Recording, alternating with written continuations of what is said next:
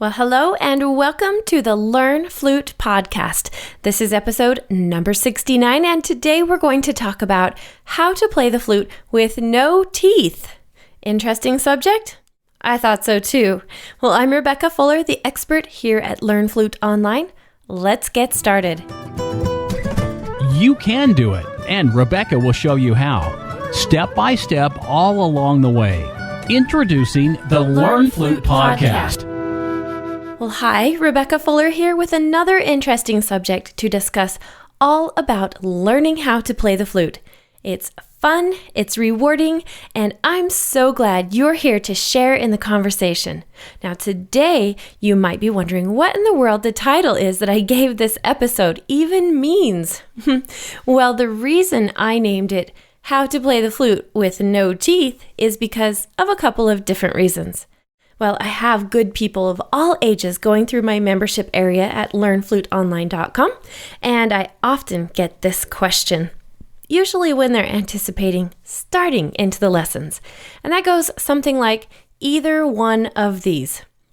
Hi, Rebecca. I wanted to let you know that my daughter is a bit of a late bloomer and is going to be learning how to play the flute in grade school, and she has recently started to lose her baby teeth at a fast rate. Is this a problem to learning how to play the flute while losing and gaining new teeth often? Well, that's the first type of question I get, and the next one is this one. Hi, Rebecca. I've been dreaming of my goal to learn how to play the flute all my life, and I am just about ready to dive into your lesson modules, but I thought I'd better ask first if it's okay to play with dentures or without teeth. Ta-da! Now you know why the title for today.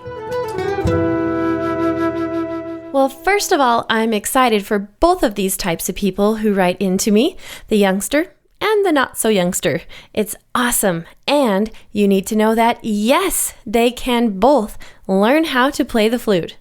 So I've been teaching young, and I mean very young students for closing in on probably 30 years now, and so I've been through every age and stage, including every scenario of lost and gained teeth.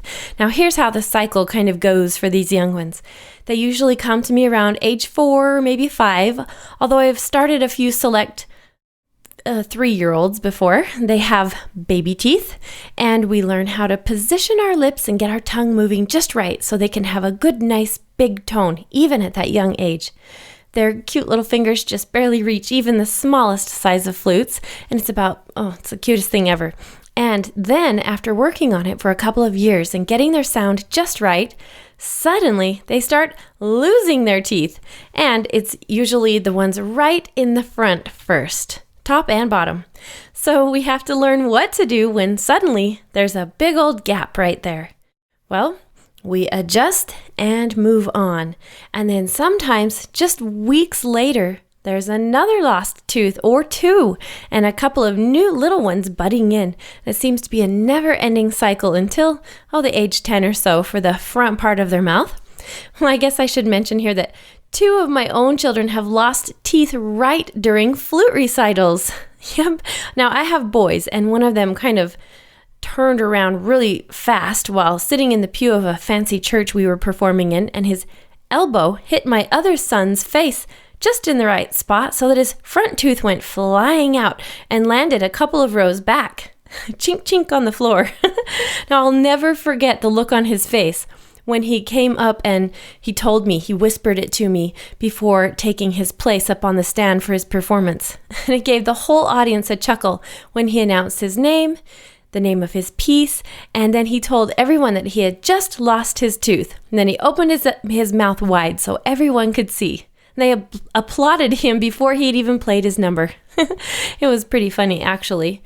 Well, anyway, you may be wondering if there was a change or a difference in tone during these times when the teeth were missing. And the answer is yes and no.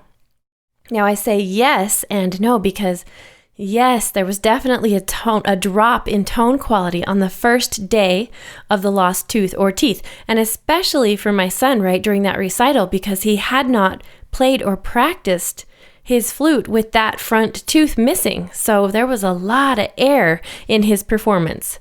And then I also say no because after after the students get used to how it feels to have no tooth there, life just moves on, and there's an easy adjustment. It's always no problem at all after the adjustment days. And it's a really good thing that it doesn't make a very big difference in playing the flute because the cycle just seems to continue. This little student who has come to me with baby teeth, then no teeth, then big kid teeth, will almost always end up, at least where I live, they end up in braces before the age of even 13 or so. And the saga will continue. I call it a saga, but it's really not because we just adjust. I show the students how to get their top lip over to the place it needs to be. So if you, for example, are one of the ones in this stage, then you need to know that you have to stretch your top lip over those braces and down past the front teeth, down lower than the front teeth, in order to have good tone on the flute.